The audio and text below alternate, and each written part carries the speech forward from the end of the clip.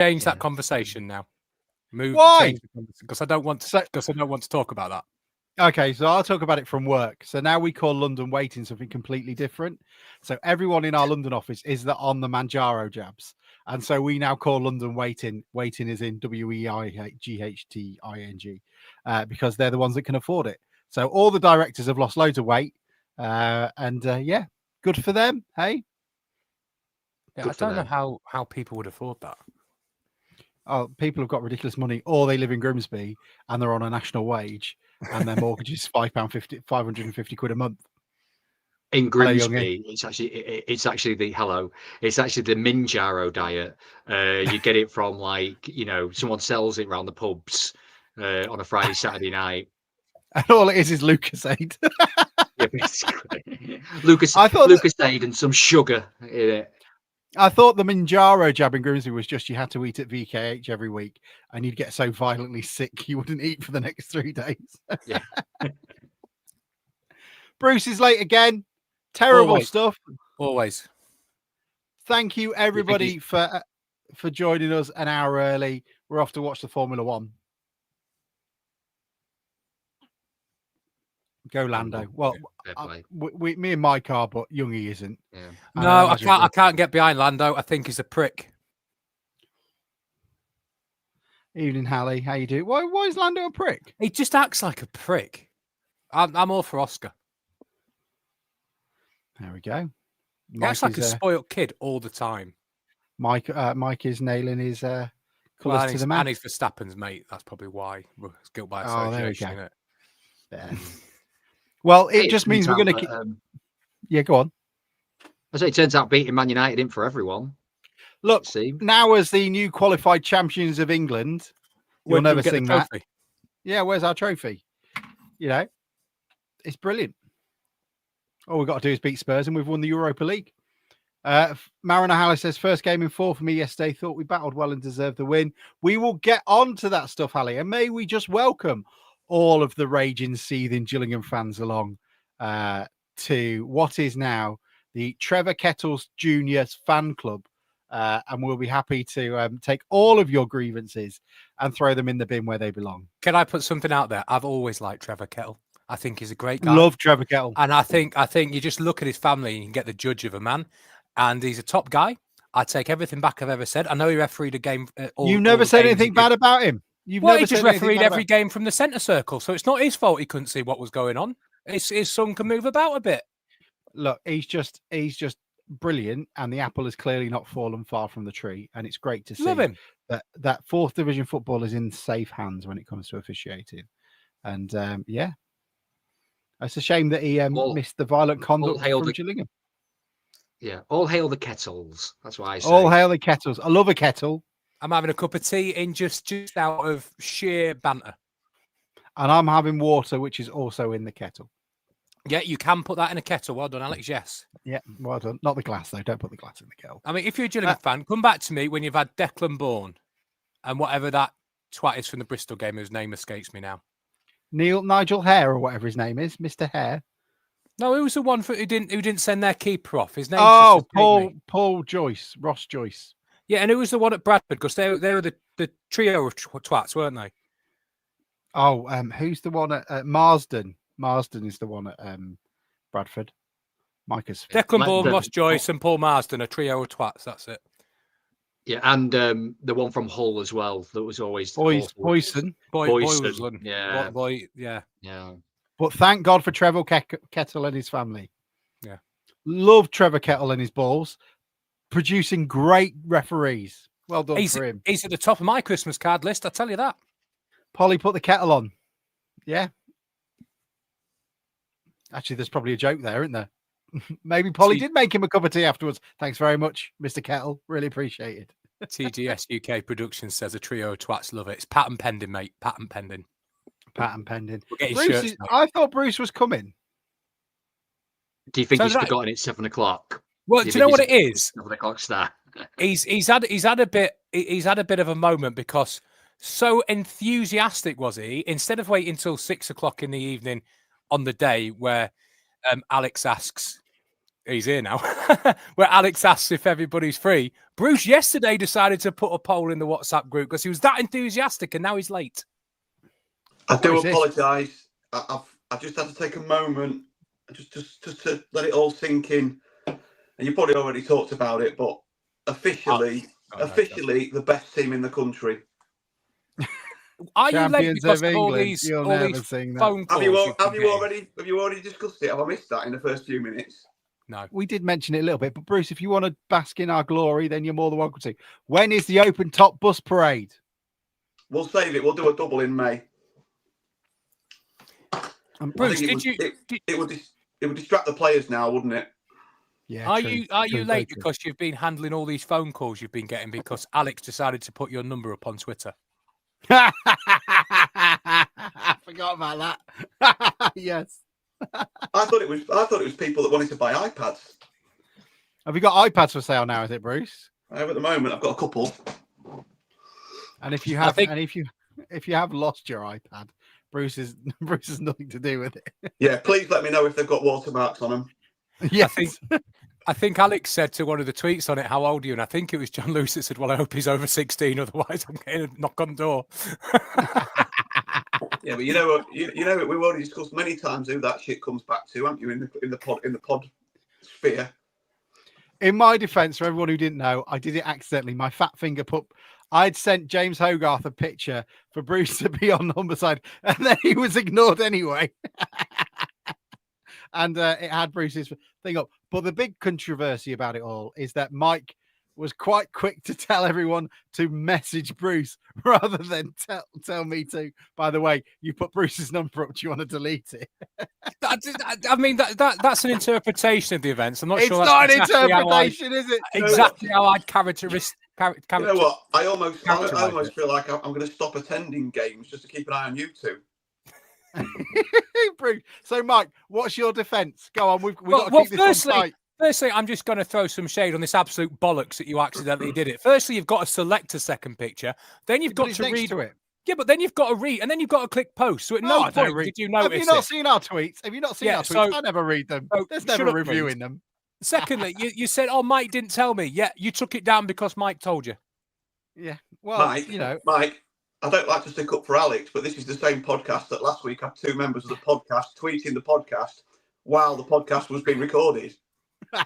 Podcast inception. I don't think we've got or tweeting. I don't think. Yeah, it's just a shambles, and it's not going to be anything other than that.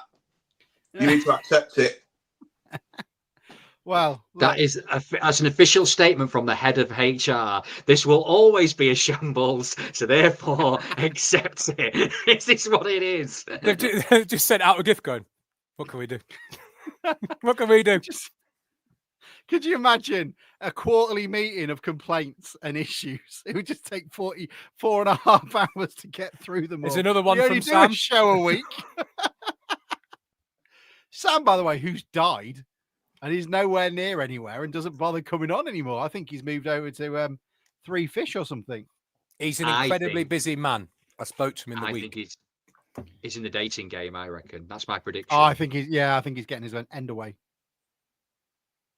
We're at church. Well, he wouldn't tell us after last time he had a date, we decided to discuss it on here. And I sent a very leading question. Look, Mike, when you're a public figure, you have to accept that this will happen. He is a very public figure. Has he got papped? Falling out of Stringfellas at 2:00 in the morning. Is that her name? Oh, we once went to a club in Soho. Go on, this is going to be good. Come on, here we go. Sit back. Have the offline button ready. This cannot possibly go any worse. Where's the dump button? We haven't got and you know what? We needed some more money, right? Everything was legal, everything was above board. Why do we need more money? I was in Soho and I had a need to get some quick cash. I wonder what you did, Bruce.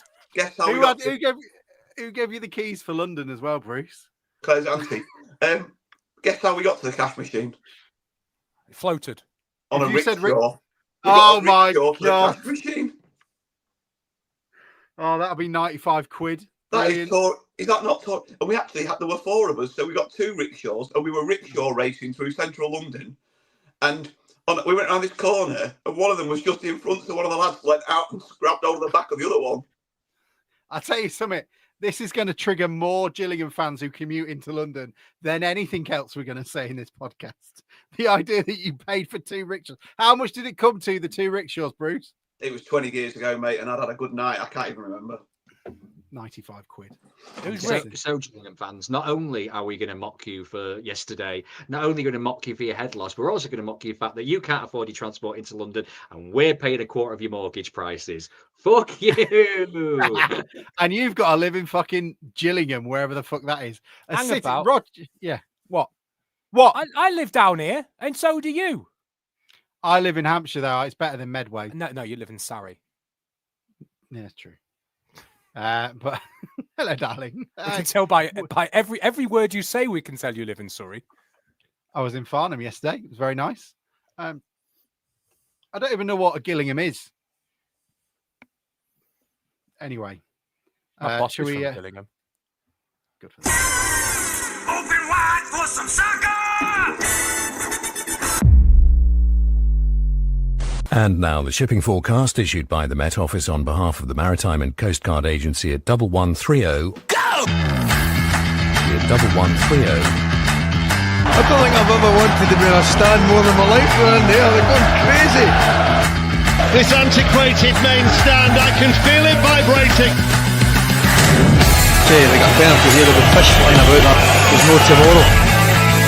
What a magnificent piece of football! This is Vernon! Vernon scores!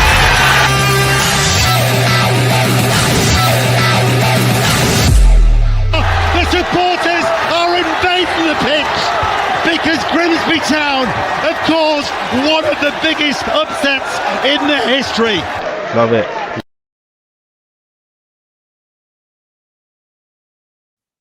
Good evening, everybody. Welcome to the DN35 podcast. Thank you for joining us an hour early as we go off and watch the Grand Prix. Mike doesn't like Lando Norris. He thinks he is a posh, Surrey-raised, up himself, selfish, only child. He's very much like you. That's fair. But Grimsby Town were able to defeat Gillingham, even with the 10 men, because you have to take off the 2 and then add the referee on. We were still able to overcome what was the most biased refereeing performance. And we're here to ask a couple of things. Firstly, do Gillingham have a disciplinary issue? And do they have anger management issues? Has anyone ever, was that the most egregious GBH assault charge you've ever seen on poor George McEachran? And is George one of the greatest people in the world for calmly and completely not raising to it and getting the police officer? And is the fact that Grimsby Town can get under the skin of everyone going to be a continued point of this season? We've got everyone here on the expert panels to discuss it. We've even got Trev Hewson, who is a professional referee, to give us ideas of what it is. And we would like to welcome you to the Trevor Kettle Jr. fan club. Youngie, Bruce, you were there. What are your thoughts? How did Grimsby Town manage to get a win over that incredibly biased refereeing? Good evening, fellow Trevor Kettle fans. Okay, let's start with the first sending off, shall we? Now, is it a red card in hindsight? Maybe not. Probably not. Okay. But it's one of them things. If you are the referee and you are looking at it from the angle that he is looking at, you will see that the last man at that point in time is Jace Cabia. He's escaped his man and he is through on goal. And the other thing that the TV camera doesn't show you is that the keeper is starting to come off his line at that point and is heading towards there as well. So is it maybe soft? Yes. But did he follow the rules of the game? Is Jace Cabia the last man, and his interpretation that he's got a chance on goal? Yes. So therefore, in the rules of the game, that is a red card. And that is your justification. And I haven't at all been paid for by Trevor Kettle. What is your favourite type of kettle, Youngie? Oh, well. At work, we have got one of them ones now that you can set the temperature. So it has you can set it to a certain yeah. So if you just want to drink your cup of tea there and then, you can just slightly 5 degrees or so cooler, get your cup of tea, Job's a good one. Do we pay your wages? No, Bosch do. And Huawei, the spy kettle. We ain't got one of them in my kitchen at work. We've got a shitty old thing that someone bought from home. We've got a cooker. We've got one of those tap things that you press. Yeah, they're good. Never fucking works. Very good. No. Yeah. I always worry that I'm going to burn my hand on it. Like, I don't pay any attention. I'm putting my Ribena underneath it. And then all of a sudden I've got boiling hot Ribena to drink. Don't touch it. Yeah, don't put your hand under the water, you idiot. Yeah. Hot bean is not bad, though. That's good. Anyway. Right, can we? We'll have a chat about. Let's have a chat about the first one. So the red card. Gillingham fans, it's a 50-50. The argument is it a foul? If it's a foul, then unfortunately it's a red card because he's the last man, and that's it. Do you think it's a foul? I do, and there you go. Yeah, sorry. I was going to say, we often say the word soft, don't we? Now, soft doesn't mean not a foul. No. Soft means one of them ones where you go, so he's got away with one there a little bit. It doesn't stop it being a foul, though. And I would argue it's soft. Doesn't necessarily mean it's not, but it's soft. Mike. Yeah, the sort of the barrier isn't whether it's a red card or not. It's whether it's given a foul. It is a red card. If he gives a foul, it's a red card because of the position of the play. So that's secondary, right? So is it a foul? I could see both sides of it. The referee's got one look from a long way away on a counter attack. Linesman's probably seen more of it. But if he gives a foul, he's got to give a red card. That's not debatable. If he's given a foul, he's got to give a red card. Probably a bit 50-50. If it was us, I'd probably be fuming. I don't think I'd carry on into me Sunday about it, though. You know, get a life. You know, move on. I think you'd definitely be talking about it tonight. I'd have forgotten about it. Definitely. We had a great view of it. You sit above us, Youngie, don't you? And what I think causes any real controversy, if they were both standing up and he pulled him back, then while he was through on goal, I don't think they would be complaining like they're complaining. It all just looked a little bit weird because they were both on the floor and Kabia was halfway up and then their guy sort of pulled him, and he did pull him. He clearly pulled him, but whether it's a goal-scoring opportunity when he's not even standing fully on his feet and through on goal. But I guess, like Youngie says, letter of the law, or Mike said, he's the last man. It's a red card. It just all looked a bit weird and a bit soft, and I can see why they're kicking off about it because we'd have gone mental if it was the other way around. But it probably. I think we're better people. He gave him the chance to make the decision by pulling him back. And I think that's the problem. I mean, Gillingham's anger shouldn't be towards the referee. It should be towards their left back or whoever the guy was sent off. There is a point when the ball is hoofed out from the corner, which, by the way, it's your corner, and within 6 seconds, you've got a guy going off. I mean, there's something wrong with your defensive capabilities there.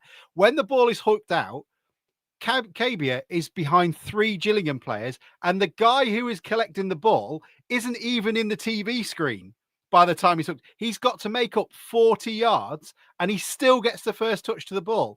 Don't be angry at the referee or angry at us. Be angry at your shit defender not being able to view the game, see a lad that has been skinning you for the last 20 minutes, and he's going to come running up behind you like a steam train. Why is he not putting his fucking foot through it? Don't blame us for your incompetence. You've clearly got an anger issue when it comes to your players and disciplinary records, because your next one, you've got a guy on a yellow and he's pulling him back in full view of the lino. It's not our fault. You're morons. And not to mention the penalty, he's on the wrong side. Come on, lads. Like, you know, you can moan about it a little bit, but 48 hours of bitching and whining, quite frankly, it shows how little there is to do in fucking Gillingham if this is all you're doing all day. You're absolutely right. I mean, Kabia getting to that ball is ridiculous, and I think he deserves a lot of credit for just putting his head down and running and getting there. I think what might have also been missed is the second man to the ball was Vernon. So Vernon arrived on the scene to be played straight through. So Vernon's beat 2 or 3 of them as well. So just why is that guy just not going? Why is he just not looking around? Why he didn't look? He doesn't look right. Where's the nearest? He's thought, I'm going to have a bit of time to be able to play. I assume he's just going to play it back to the keeper. But instead of looking around, go, oh shit, there's a lad who's 3 times as quick as me running in. I'm just going to have to put my foot through it. It's not going to be graceful, but at least we clear our lines. And he doesn't get the first touch. It's a joke. I would be in. And I think we are quite, obviously, we are very partisan on the podcast. But I think when it comes to refereeing stuff, I think we can be quite honest. I mean, there have been times when you go, look, we've just made a mistake. 4th division refs are shit. There is no good 4th division ref. You are in here because you're a shit ref. And if you are allowing shit refs to make decisions on your behalf, you're at fault for it, because you are giving referees like that a decision to make. And all credit to the referee, he was there and he was closer. He made the ball before the second defender did for Gillingham. So why is the referee beating you to defending? Youngie, sorry. Yeah, you've hit the nail on the head. Don't give him the reason in the first place. And this is what I kind of go back to with some of the Gillingham players' behaviour all the way through the game. It wasn't just kind of that incident alone. They were constantly trying to wind up the referee. They were constantly trying to wind up our players, being niggly all the way through. They were time wasted. They were doing all of the dark arts. But actually, credit to the referee in the sense that he tweaked quite early what they were up to, and he went down. He doubled down on them. Did he double down a bit too much? Maybe so. But actually, like if you're exactly right, Alex. We talked about on this show before. The referees that are a worse standard at League Two now than they've ever been because of obviously VAR, and we've talked about that until the cows have gone home.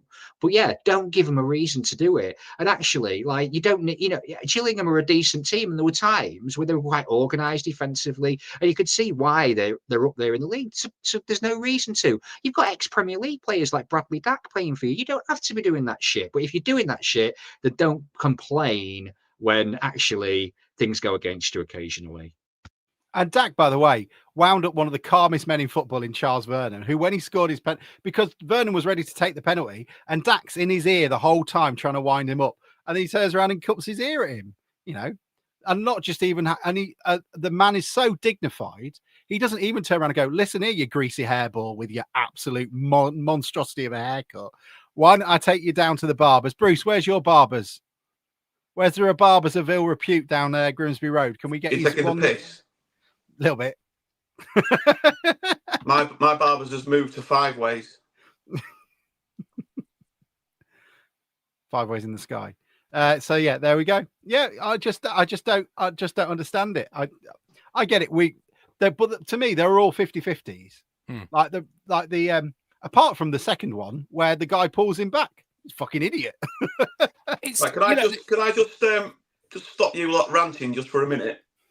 Ranting. Oh, can I do a mic and bring it back to the game? And I thought before 11v11, it looked like it was going to be a really good game. It was end to end. Town were playing quite well. We were retaining the ball a lot better than I think we have done in the last couple of games. And I thought we were starting to pin them back anyway. But they had a little bit. They were like you said a minute ago. They were quite good in possession. It was an entertaining game before before they went down to 10 and then 9. It looked like it was going to be a really good game, and even 10v9 they were well organised, and it was under that circumstance. I don't know how Cheltenham let us put 7 in, because with 9 players, all that happens is you've got 8 players in the penalty area and you've got a goalkeeper. So it's not, all that happens is the ball keeps coming back and keeps coming back. But if you're organised and you're fit, it's still not easy to break down 8 defenders. And especially at the level that we're playing at, and you can see Town struggle with it. But I thought it was shaping up to be a really good game, and the referee and their players, and between them, whoever's right and whoever's wrong, they conspired to change the game into another attack against defence, which we didn't achieve quite as well as we did the other week, but we were playing against a better team and a more well organised and well drilled team, I think. Yeah, I think you're right, Bruce. I think we were dominating that game in the areas you need to before anything happened with penalties and red cards and head losses, etc. Quite interesting. He brought in Sam Lavelle, which I think is a bit of a nod. I know he said Warren needs a rest, but I think it's a bit of a nod to knowing what sort of game it might be as a defender, and you can bring him in, really experienced, dominant in the air. And although he didn't have much to do from the 35th minute, I thought he looked really assured, and that was quite pleasing to see. Good with the ball. And he also brought Walker in for Corey, so he sacrificed that maybe more combative midfielder, knowing that we're going to have to be better on the ball in midfield, and brought him in. He's done that a few times. He did it against Cheltenham and he did it against Newport. But yeah, without creating too many clear-cut chances before the red card, I think we were just dominating the ball. Everything was coming down our left. Their right back before he got sent off was absolutely on toast by Vernham again. And as you say, even when you've got down to 9 men, that's just defending like you was playing 4-4-2, but you're just not retaining the ball when it goes out. So I don't understand the furore that we didn't put 7 against them. I think maybe there's a bit of recency bias with the Cheltenham game. But I said to Alex during the game, we did absolutely everything you need to do when you're playing against less men. You keep hold of the ball, you move it around, you don't let them have it, and you try and get the openings. The biggest mistake to make, especially against a team like Gillingham, when they've gone a man down, is just pump it in the box, because they love that. They'll let that out all day. They'll clear it all day. They'll get a set piece. They'll clear the lines, and they'll love that. But if you keep the ball off them and move them about, that's how you get the space to create goals. And that's what we did against Cheltenham, who are not a very well-organised side. Gillingham are incredibly well-organised. It was clear as soon as they went down to 9 men, sit back, keep in the game, try and get a set piece. And that's what happened in the last 5-10 minutes. But I think we created enough chances to score 2 or 3 goals. I just don't think we took them yesterday. I don't think there was any real problem with anything we did. But there was no really, as soon as we scored the penalty, which was a penalty, I don't think that result was in doubt. Just before I forget, because I am obviously old and it's coming to my head and I don't want to forget, I don't know if the television cameras caught it, but I am not sure that anyone has ever cleared the pontoon by more distance than Danny Rose did. What street do you think it landed in, Bruce? If that didn't hit the Dock Tower, I would be amazed. What are we thinking? What are we going? Brereton Street? I reckon that put a window through at Aldi. I would love to know. Or possibly Ramsden's, which might cause a bit of controversy in the building with them sponsoring the stand. Do you think it would have cleared the top of the Findus? Oh my! I haven't seen it again, but I'm guessing that he was sort of in a park and all with it right back, because it was just bad. We just stood there and just laughed. It was just like, because at that point we were getting to the point where we were all saying to each other we needed a second goal, and it wasn't coming, and they'd already had a couple of free kicks on the halfway line, and then Danny Rose gets his chance. Let's stick it in the back of the net and let's all go home. And he stuck it in the back of the bloody fruit and veg aisle at Aldi. I think the only time I've seen. Here's the thing, Youngie. Are we talking about the Aldi on Grimsby Road? Or are we talking at the one in LA? Yeah, it's come down. It's come all the way down. Absolutely, it hit Richard Brodie's penalty from London, from Wembley, in the sky, and then it came down.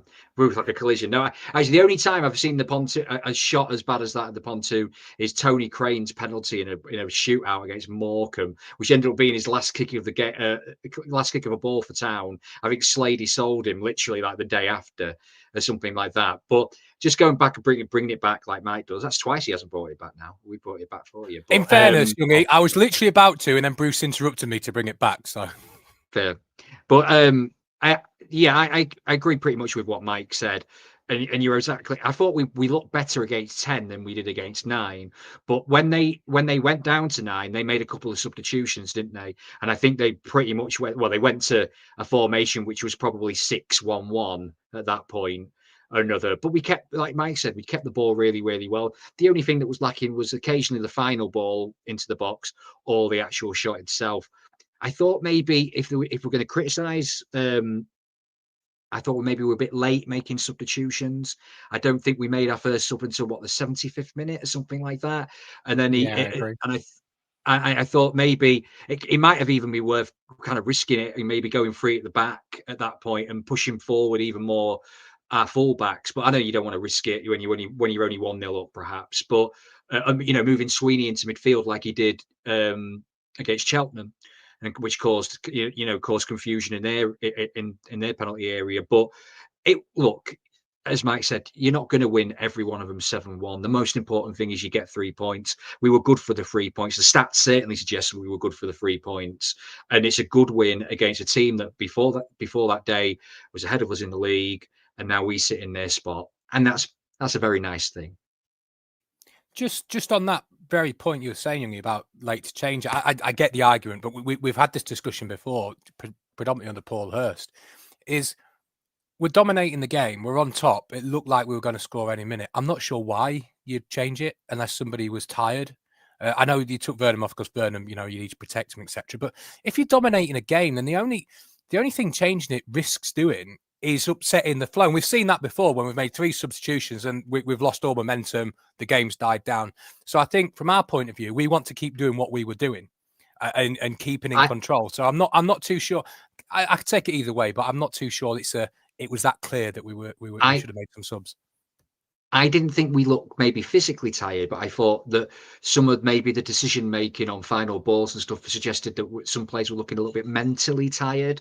There was a few times that I think where we could have slipped the ball in, or instead Green had one where he literally, if he just passes it to his side, Amalusa was like through on goal 1-on-1, and he decides to take a shot on himself when he had 3 men in front of him. Just little things like that where you think, maybe that's worthy of a change. Maybe I agree when you're on top, and we were on top, but when you're playing against 9 men who are already against the cosh, maybe having somebody fresh for half an hour, like we did against Cheltenham, to be fair, and we ended up scoring another 4 when the substitutes came on against Cheltenham.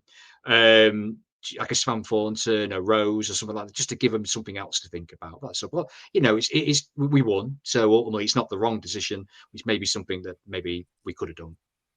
Amalusa, you just mentioned him, was a bit of an enigma yesterday. He was, some of the stuff that he does is really good, and then other stuff I didn't see. You've got Vernon gliding past people on one side, and then on the other side he was on our side in the first half, and he didn't really take his man on. He sort of checks back or went inside a lot. So I don't know whether he's got a little bit of a lack of confidence, or he'd had a lot of birthday cake, or I don't know. But he just didn't quite I don't know, take him on. But then in the second half, but again that might have been because it was tired legs. He seemed happier to stretch his legs, and I think he got a couple of the yellow cards for their players because he got brought down twice, sort of on the touchline in front of the main stand. But going back to the subs thing, Youngie, I think you're probably right. I can see what Mike's saying, but those lads have had half an hour to score against 10 and 9 in open play. Yes, they look like they might score and we're nearly scoring, but we weren't scoring. So I think you always, it's not very often these days, is it, that you get to 80 minutes or 75 minutes and nobody's made any substitutions at all. But yeah, at the end of the day, the main thing wasn't it, that we picked up 3 points, because if they'd have scored with that set piece that the keeper took right at the end, I think there would have been absolute carnage. That I think their fans would have been on the pitch. I think that it was that they were that everything's against us. Kettle would have disallowed it. He's got our back. But they were that everything. Their players, their fans, their management. I'm sure I couldn't really see because we were obviously at the other side of the pitch. But it was the world's against us, and I know that if we'd have scored a goal to equalise in stoppage time with 9 men, it would have been carnage. There would have been when Steve Bruce scored that goal for Man United, and Brian Kidd and Fergie were on the pitch, and it would have been that sort of moment for Gillingham. So it's lucky that they didn't. But yeah, we got the 3 points, and that at the end of the day, that is all that mattered yesterday. Because had we not got the 3 points, if they had equalised, the flip side of it is we would have been absolutely in meltdown today. We would have all been sat here, and we can say now about the decisions and this, that, and the other, but we would not have been happy if we had not beaten them yesterday. It's one thing. Maybe I'm too much of a '90s kid, but I do agree with Youngie in terms of trying. We're an elite team now in this league, to whatever that means, and competition is fierce. And if there is a point in which we're not scoring, then it's an opportunity for somebody else to come on and do it. I'm also too much of a 90s kid, and I want to see Rose and Cabby up front together, occupying the box and being a bit of a pain in the arse for them. Rose knocking it on for Cabia would be brilliant. It wouldn't have happened yesterday because Gillingham were sat on Fuller Street trying to defend the goal in the pontoon. But in terms of what I want to see in the future, that would be quite a nice option. Amaluza to me seems like the guy that you bring on after 75 minutes. He is so quick, so powerful. He's probably not the most technically gifted player we have on the books, but his raw speed and power is a concern for teams, especially with tiring legs. You kind of want Vernon on one side, Van Thorsen on the other, trying to be tricky for the first 60, 70 minutes, wearing them out, and then bringing on someone like Amaluza to stretch the play as they're looking for a win. And we probably will do once Sam Thorsen's up to fitness. Yeah. And and we've still got the lad from Blackburn, haven't we? If we can get him fit enough. But we know full well, don't we, that with the squad that we've got now and with David Artell's history of injuries, he's not one for rushing people back, is he? And at the moment, I don't think we need to because things are going quite well. But yeah, I don't think when we've got everybody available at the moment with what I see, I don't think Amaluza would be. I think he's the, what do they call it now? The game changer. Oh yeah, your finisher. One thing that hasn't been mentioned, Josh Parra put it up as well. Huge credit to Christy Pym.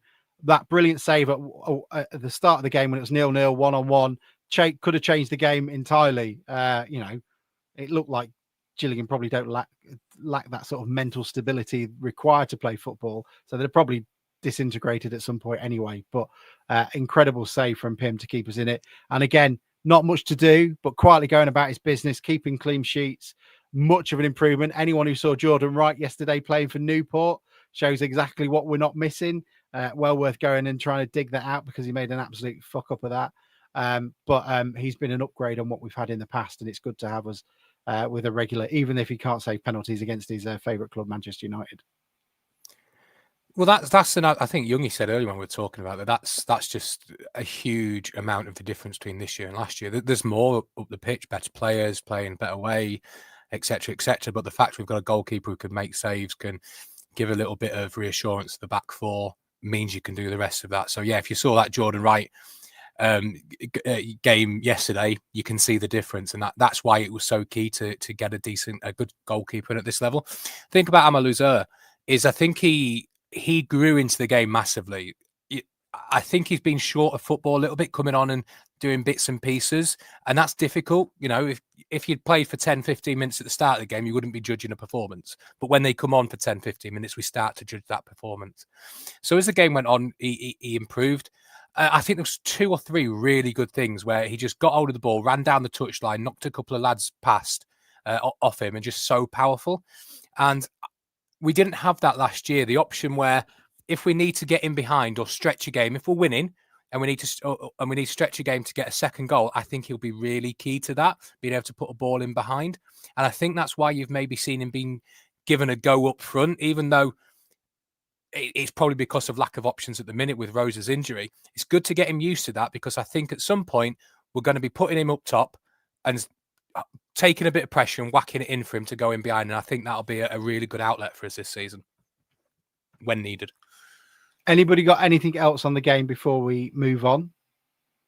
Nice and tight. I was going to say, I thought Cabia was superb yesterday. I thought that where I sit in the Finders, there's a few that have been kind of bit moany about him over the last few games, and Bruce. I get it. He's looked. Yes, Bruce. At times, he looks a bit isolated, perhaps up front. But yesterday, he did the job exactly what you need him to do, which was kind of like run from deep, use his pace, stretch defenders, get fouls, create space for others. He did an absolute perfect job yesterday. And actually, I know I just said about kind of making substitutions, but the one thing I will say that I think about 85th minute, Cabia made an absolute lung-busting run in the 85th minute to kind of like win a tackle to get to put it out for a throw-in, kind of at the halfway line. And I thought that just summed his performance up perfectly yesterday. I thought he was brilliant. And I saw a few kind of criticising Soonsup Bell as well. And he made a kind of kind of 15, 20 minutes appearance, really. Yeah, he got out muscled pretty bigly. He did. Let's go Trump. But yeah. That was the only thing. I think he's just overthinking it at the moment. I think it's a step up to go into kind of men's football. And I think at the moment there was a kind of time where he turned his man, and he thinking to himself, "Perfect, lad, get yourself a shot off." And then he's like, "Oh, what do I do now?" And kind of went back to his left foot again. And I think we just need to give the lad a bit of time, because he's clearly a player. Artelli's bigging him up massively, which suggests that he's seen things in training that suggest that this lad's going to be very, very good. And I think we just need to kind of like be a little bit patient with him and give him a chance, and it will come. Do you know what he needs, young? He needs about 10 games in the Central League. Well, there's another one coming up, isn't there, Bruce? You're being showered in reserve games. How are you feeling about that? Long may it continue. Long may it continue, because they have no way of getting match fitness. You know, we have players on the bench that we know can only come on for 20 minutes. And back in the day, you know, not that long ago, they would have been playing reserve football. So, yeah, long may that continue. Long may we keep arranging these behind doors, closed games. Actually, it wasn't even behind doors, closed doors. The last one, it was at Cleethorpes, wasn't it? Did you go down? Yeah. Did you go down and say you were out of office? No, I should have done. Yes, he did. I didn't realise, to be fair. I have done a bit of defending of Sunset Bell. He's got a bit of criticism the last sort of 24 hours. I'm not too sure why. When you look at it, Youngie's exactly right. He's new to the team. He's trying to get up to speed. And I go back to the example I gave a minute ago. I use this for a big crew. If you had played 10 or 15 minutes of a game and started the game, nobody would be criticising or evaluating your performance. 15 minutes in, we're not saying, "Oh, that's it, sub him off." We let them get into the game and let them play. But when you come on with 10, 15 minutes left, it's a higher expectation. You need to affect the game. But by the time you got up to speed and got going, that's it. The final whistle's gone. So he looks a really talented lad. I'm really optimistic about him, but he needs some football. And hopefully with that, we've got the Everton game coming up in a couple of weeks, haven't we? I hope he gets 90 minutes there and some reserve football as well to get him up to speed. Yeah, and I think as well the FA Cup game, because so we've got Brentford on the Tuesday night, haven't we? Then we've got the FA Cup game on the Saturday, and then it's the Everton game on the Tuesday. Which, by the way, when was the last time have we ever had 3 different cup competitions in a week? I think this is the thing. I don't think. Question. I think we asked, didn't we? Oh, Bruce has gone. I don't think we've been in each. Well, up until last week, we were in every cup competition. And we were still in every draw, so that was pretty good. But sad to say that we're now out of the Tin Pot Trophy. That's a shame. Right? Does anybody want to see exactly how the people of Medway are dealing with their defeat to Grimsby Town? Even though poor George McEachran was thumped in the face, and the incompetent and biased refereeing allowed Gillingham to get away with another one. Let's have a look. Biggest head loss of the week. I seriously hope the club takes this up with the FA and take action, because to have this many ridiculous decisions in one game is pathetic. In a game where we needed some encouragement, we got fucked over by a referee again. It always happens to us. Every time. 9 men with the ref against us. I'll take that result. I've been a Gillingham fan for 22 years. Today is single-handedly the worst refereeing performance I've ever seen. I am apoplectic that someone that incompetent is allowed to referee professional football matches. It simply isn't good enough. The @far_PGMOL must take disciplinary action against the referee in the Grimsby v Gillingham game today. Completely unacceptable and unprofessional performance that needs to be formally addressed. I look forward to @far_PGMOL retrospectively banning Karbia for 2 games for a dive trying to gain an advantage in today's Grimsby versus Gillingham game. Absolutely outrageous from you lot. Tears of joy. Ref helped you out with 2 pathetic sendings off, a ridiculous pen to help you scrape a win, and you are wanting more. Tears of joy, tears of joy, tears of joy. Enjoy mid-table in May. Did you get footage of Karbia kicking our lad off the ball by chance, and the ref only deeming it a yellow? Or a Maluzor stopping a restart by holding the ball and not getting booked? Maybe the same player diving and not getting cautioned? The lunge on Williams' first half that went unpunished? Or Rogers' high challenge on our midfielder that was only yellow worthy? I get we all have a degree of bias, but if anyone thinks that... The next day. Well done, mate. We had 9 men and you had the ref on your side. Huge congratulations. Answer. It didn't hurt or make any impact, and he's playing it up in front of the ref. I am enjoying the number of GT fans QT my posts Didn't look a today, career ender. how he just got up and didn't seem bothered. Yeah, I got it wrong, I apologise. That punch was awful, though could have left McEachran in a coma the way he went down. I would go so far as to say here is a slow-mo of the penalty, very fine player tried to get another dreadful red way around. Seen the referee saying there is no red on the decision, and so this compounded things. Biggest head loss of the week. What a bunch of fucking head losers. Well Jesus, done, as mate. bad as Man United. Get over it. Get him off the field. Oh, going to be absolutely great sitting in your shit away stand next year as it's pissing down with rain. You know, just as it's all died down a bit and I've stopped seeing as many... You've seen Gillingham. Gillingham. It's Gillingham. Gillingham Don't give fans. a fuck. It's not a real place. On my Twitter feed, just as that's dying down, you're going to tweet this soon, aren't you? And it's going to go... They're going to come for you again. It's amazing. Some of the people, I really respect Gills in the Blood. He's does some great videos, but he's going, anyone who thinks that doesn't understand football. Well, we're a podcast that doesn't understand football. Maybe you shouldn't take yourself so seriously. But yeah, Town on the way up, 2 points off top spot. Holloway got hammered as well, so not too bad. Massive though. Congratulations to the Grimsby Town women's team. They won 15-0 today against Ropley's Colts. In the cup competition that they're playing in, and on the 2nd of November they're at Blundell Park playing Notts County. Get down there. I want full reports. I want to see Blundell Park absolutely packed, as on the 2nd of November they take on Notts County in the cup as well. Yeah, brilliant stuff.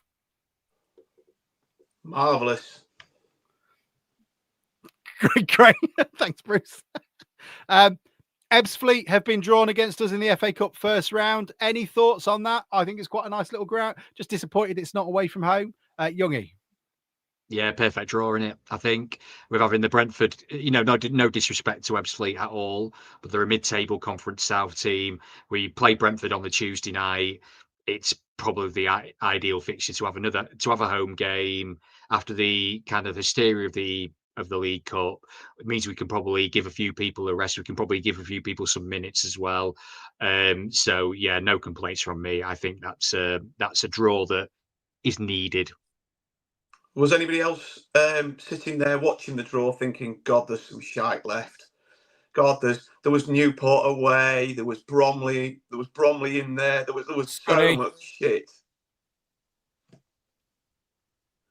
I think it's a decent draw, but I think we have to be careful. I think Ebbsfleet will come up and be right up for it and give us a tough game. You wanted Arsenal, Mike, didn't you? No, but because I remember from the days when we were in National League, I know they're National League South, but if we got a League One team or something, we'd have gone there and given it a good go and being physical and put on a good performance. So I think we have to be guarded against that. They're a proper football club, and they'll give it a go. So we've got to pay them respect. A couple of weeks ago we did Manchester United. So we know how the cup works. So yeah, it's a good draw. It gives us opportunity to maybe freshen it up a little bit. But I hope they remember what's happened our way. Aren't they two football clubs? Didn't they merge? It was Gravesend and Northfleet, wasn't it? And that's right. Yeah, they merged. So maybe they'll have 22 players. Jake Essenthaler is playing for him. Well, if they've got 22 players, another Gillingham scumbag. Because it's becoming quite clear to me that footballers don't want to play against us. They keep getting sent off. So if they've got 22 players, we'll get that down to 11 in first half. He was Maisie's favourite player, Essenthaler, when he was here. I'm not sure she hasn't got a signed shirt. He was one of the ones who was just a good, solid player, a good workman. One he not the greatest player that played for us, but always gave 100%. No problems with Jake Essenthaler. Did he leave on the COVID around that time? Because I like Jake Essenthaler, and I always thought after when we had all the shit going on and we got relegated, you just want somebody like Jake Essenthaler in there. As Youngie said, not outrageously good, but he ran around, did his job, kept everybody going. Dad played for a dickhead team though. I think he left under a cloud. I think he got knocked out in the quarters of the darts, and he stormed out of Cheapside. Oh yeah, that's it. That's true. I'm just reading it now. He on January 28, 2020, he suffered a punctured lung, a broken rib, and ligament damage across the shoulder and the collarbone as a result by an incident with Simeon Jackson. I remember that now in a game against Stevenage, and then he was released at the end of that season. Darts is a very dangerous sport. It is, yeah. Oliver Johnson with an incredible stat. Since Milton Keynes franchise away, we've had 5 opposition players sent off. That's pretty good. I was looking at the tape. You know how I'm not very statistical. No. I was looking at the table yesterday, and I think we've beaten 4 of the top 7, and we're one of the others. Yeah, the only 2 teams we haven't played in the playoffs are teams we just haven't played yet, and we've beaten every single the other one. Well, actually, can I restart that? Can we clip it? This isn't live, is it? We've played every team in the playoffs currently. We have beaten, apart from the 2 we haven't played. That's it. And I think they've all been away from home, haven't they? Oh no, apart from Gillingham. I think I said yesterday, only Walsall have won more, who we've beat, and nobody's lost less. So we're Crewe. I was looking at the table because I think I'm going to Crewe next Saturday, and I haven't really paid a lot of attention to a lot of other teams. I know that Holloway's been doing quite well at Swindon, and I know that Walsall have crept sort of back up there because I thought they would drop off a cliff this year because they did after Christmas last year when their loanee went back to Stoke or wherever he was from, but they've done really well, and they didn't look that great when we played them. Admittedly, it was very early in the season, but yeah, the Crewe have really they're only mid-table, I think, aren't they? Which last year they were. They look like a team that might push on. They still might. It's still early, but yeah, 3 points next Saturday, easy. I think fucking hell, what I just missed. I wasn't listening, but Bruce is throwing out all the curses. He's going to be stood there in the lower Finder soon singing Just Like Watching Juve, just to really cement that curse.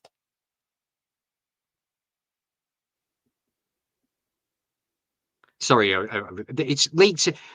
Yesterday's result is just proof. League 2 is going to League 2. Like Walsall losing at home to who did they lose to? Somewhat was it down Barrow? there, Was it Barrow? Yeah. Swindon pants down by Stanley. Yeah, Swindon had a man sent off after about 25 minutes, didn't they? But yeah, they were 1-0 down still at that point. I've heard you complaining about that. So yeah, it's just League 2. It just throws these things. It doesn't happen in well, I say about it doesn't happen in any other league. Man United, Liverpool today is maybe proof that it does happen in other leagues. But yeah, it's a tight league. 4 points. If we're 4 points behind, we're in 10th. So it's pretty tight. It just takes a couple of games to slip up, and then you're back in that mid-table for us. So this is, we're enjoying it at the moment, and rightly so. We don't have many good years, so but it can still turn on its head pretty quickly. But Ebbsfleet coming up. Crewe, I was interviewed by Stuart and Steve Bennett. Steve, who was here famously when Bruce decided to fall in a bush and then also take him into the toilet. They are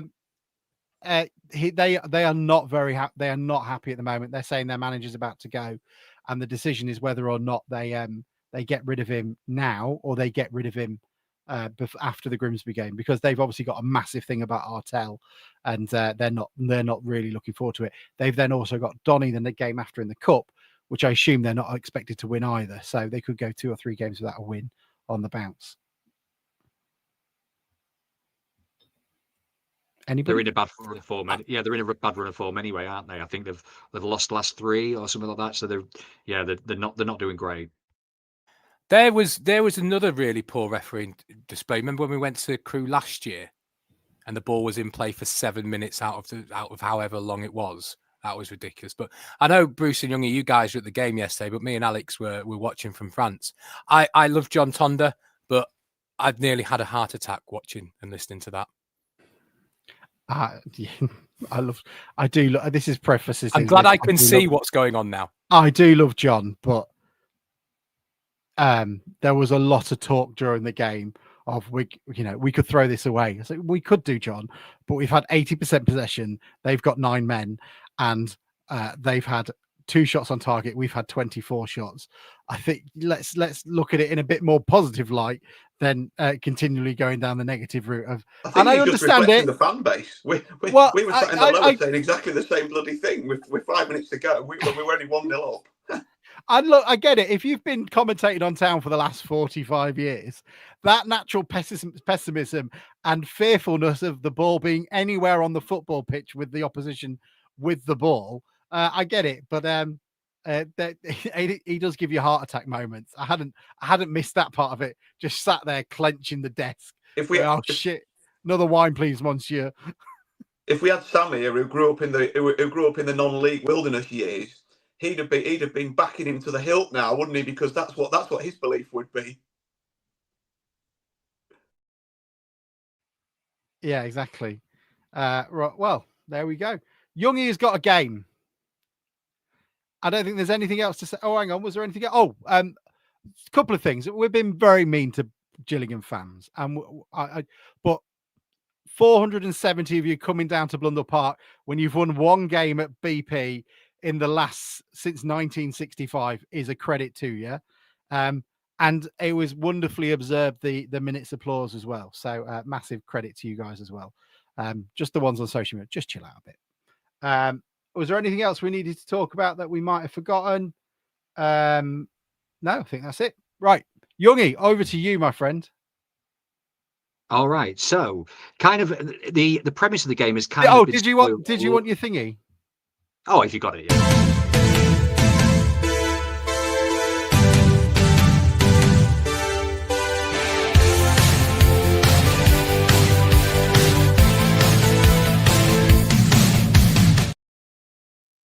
Bruce just sees that with envy going, where's my theme tune? Absolutely seamless. Absolutely seamless, this podcast.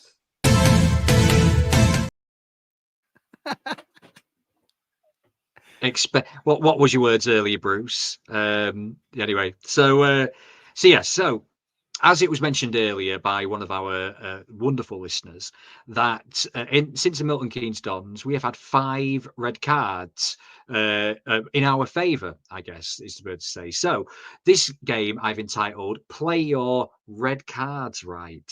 So I have trawled. Thank you very much. So I have trawled through the last 10 or so years. So the first season I've gone through is the year from the season 2013 to 2013-14 to now. Grimsby Town players have been sent. There's been 33 Grimsby Town players have been sent off in that period of time. Basically, 3 lives each. I want you to name me them players that have been sent off. So, Alex, in the last since 2013-14, name me a Grimsby Town player who's been sent off. Stephen Payne. Oh, I would argue the greatest sending off of them all. Yes, absolutely. Stephen Payne is correct. Mike. Ludwig Omen. Ludwig Omen, yeah, absolutely. He has been sent off. James McEwen. James McEwen, yes, famously in the Checkatrade Trophy, to be replaced by Sean Pearson in goal. James McEwen is correct. Alex. Oh, shit. What's his name? Andrew Fox. Andrew Fox, yes. Of course, the first VAR sending off in the FA Cup, I believe, at Crystal Palace. 5 minutes into the game, and we still held on for nearly 80-odd minutes. So, yes, Andrew Fox is correct. Mike. Scott Nielsen. In the Scott playoffs. Nielsen, yes, in the playoff semi-final. He didn't touch him at all. No, bastard. Bruce. Sam Hatton. And same game, absolutely. His was a little bit more obvious. Yeah, I knew I was going to. As soon as I said that, I knew I was going to give the other one away. I'd already got that game in mind because of the 2 red cards. It sprung to mind, so I was going to do. I knew I was still in for another round. Alex. Philip Moraes. No. Philip Moraes did not get sent off. No, Philip Moraes did not get sent off in that incident. No. It was only Stephen Payne. It was only Stephen Payne. And the funny thing was, at the end of the game, when Hurst was interviewed about it, he seemed to blame Moraes more than he did Payne. Do you know what? I had nothing but basically, Philip Moraes was every Town fan just going to Stephen Payne. Will you fucking run, you lazy fat bastard? And did it to a point where Stephen Payne chinned him. Fine. Oh, unbelievable. Ruined that now. I thought both of them got sent off. No, just the one got sent off. Mike. Was it the first game of Slade's full season where he got? It was Chesterfield, wasn't it? Was it Zach Mills? Zach Mills, you say? Pretty sure. My list is saying no. I think your list is wrong. Yeah, because Google says you're wrong. No, I can remember it. I can remember it like. Right. Well, anyway, it's Youngish quiz. Would somebody Google that, please? Well, you must have it up, surely. Luke Waterfall, did he get sent off? Shit! Fuck's sake! Yes, Stephen Hill. As of my list, Luke Waterfall has been sent off 4 times. Does that mean I win? There you go. Yes. Yeah. Oh, that's 3 lives, wasn't it? Yeah, 3 lives. So, Alex, did Matty Pollock get sent off? Not according to my list. No, Matty Pollock is not on the list. Mike, I thought he did. Is this? Yeah, okay. I don't know when, but I'm pretty sure Harry Davis got a couple. Yeah, Harry Davis. Yeah, he has been sent off. Correct. Bruce, has anybody looked this Zach Mills up yet? Because I'm convinced I'm right. Well, I'm struggling now. I'm guessing, but he was quite classy. But did Danny Collins get sent off? Yes, Danny Collins has been sent off. He is on the list. Correct. Alex. Oh. Harry Clifton. I'm just going on the numbers now. No, Harry Clifton is not on the list. Oh, therefore, you are eliminated, Alex. You're gone. Well, I got 3 lives. You've had 3. Yeah, and you've had 3 and wrong in a row. Oh, Moraes. Yeah. Yeah. Mike.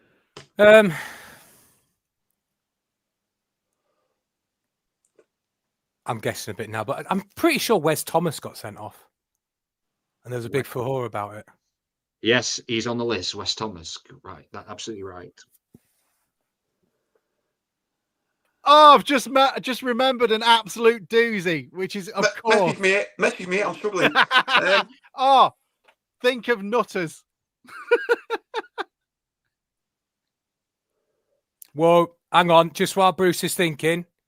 Thank you, Nigel Young. I was right about Zach Mills. Young, it's your game shit. I will give you that. I will blame FOTMob for that. So, Zach, you've got your point back with Zach Mills. No, you want to check Matty Pollock's been sent off as well? Whoa. Shit. I'd be gunning for this clip quiz. I'm struggling now. Oh, come on. As if you didn't eat it. Oh, this is unbelievable. Oh. What season did we start? 2013 through 2014. Oh, Gav Gunning. Gav Gunning. God's sake, yes. Fuck's sake, Bruce. I got there in the end. Alex, with your hint. By the way, Alex, I just want to check. Just to clarify, I just wanted to check that Matty Pollock hadn't been sent off, and indeed, the only game he hasn't been sent off is he was sent off as an FA Youth Cup game against Southampton. I've got FA Cup Newport County, but I'm not gonna. I want to go watch the Grand Prix. Okay. So do I win then? I'm pretty sure that's why Thomas got sent off. That's what? Yes, that's what Thomas did get said. Yeah. Don't turn around. You don't turn around. Bruce. Bright eyes. Every now and then I fall apart. Gillingham song. Did the right wing? Did that right winger get sent off? Oh, what was his face? It did well against Nigel Farage. Joe Colbeck. Joe Colbeck, that's a shout. Absolutely, that's a great shout. Henry Brown. Check his hard drive. Henry Brown. Right. Screens are off. Henry Brown, yes, absolutely. The most recent one. Absolutely. Great. Betters. What? You're back. It Mike just said Henry Brown to Fenners. Oh, what? Jesus. The more time you think, Bruce, it gives me more time to think, mate. Yeah, I know, but I'm normally shit at these games, and I'm doing quite well. I'll let Alex go and watch the Grand Prix. I give up. No, I'm doing all right, aren't I? Open wide for some soccer! You could have done that then. That would have worked quite well. I think I've got one more. Give the people what they want, Bruce. They want to see you struggling. Go on, Bruce. Let's do it. Let's knock the lives on the red then, because you both got no life. Winner stay. Basically, eliminate a time. Yeah, Sudden because I've death. still got 3 lives, so that's entirely fair. Yeah, that's what I just said. I just said that. Chill out, Mike. Jesus. I think I could you were, win. oh, please, sir, may I have my point back, please? Because I've been Googling all the answers, and this one says it's right. Okay. How the fuck have I been Googling? Go on, Bruce. I'm going to push you for an answer. I can't think, mate. I'm trying to think of defenders that have been here, and I'm struggling. Simon Ford. Oh, Toto Enciala. He must have is not on the list. Oh well, at least I get the defender. At least I get the defender. You will go for Mitch Rose, and Mitch Rose is way. Yeah, your winning score. Well done, Mike. I will go through some of the other names on the list: Kieran Green, Harvey Rogers, Chris Cass, Denver Hume, Danny Amos, John McAtee, Michi Fete, Wilbur Parger, Jay Matete, Joe Bunny, Alex Whitmore, Sam Jones, Luke Summerfield, Josh Gowlin, Jamal Fifield, Scott Kerr, and Evan Corey. There we go. So, brilliant. There we go. Thank you, everyone, for taking the time to listen to us. The Grand Prix on for the 300 see you later. Listening live. See you later. Thank you. Bye. Bye. Bruce is already fucking gone. Open wide for some soccer! And now the shipping forecast issued by the Met Office on behalf of the Maritime and Coast Guard Agency at 1130. Go! At 1130. I don't think I've ever wanted to be in a stand more than my life around here. They're going crazy. This antiquated main stand, I can feel it vibrating. They got a penalty here, there'll be fish flying about that. There's no tomorrow. What a magnificent piece of football! This is Vernon! Vernon scored!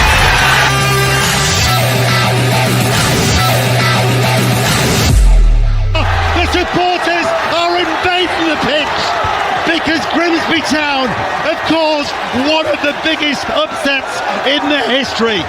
Love it.